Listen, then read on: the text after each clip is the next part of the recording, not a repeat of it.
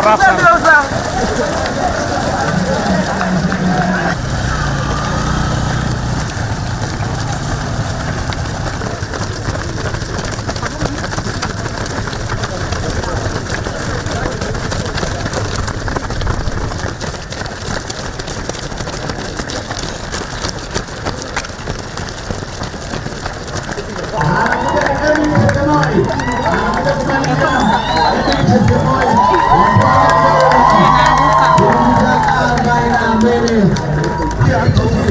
Oh ya.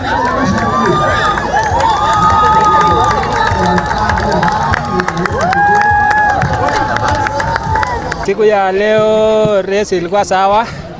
Ni ile nilikuwa na injury lakini nilifika 33 kilometers. Hapo sasa ndio nikajua ndaweza win leo tena mara ya tatu. I'm proud today because of this achievement and I thank God.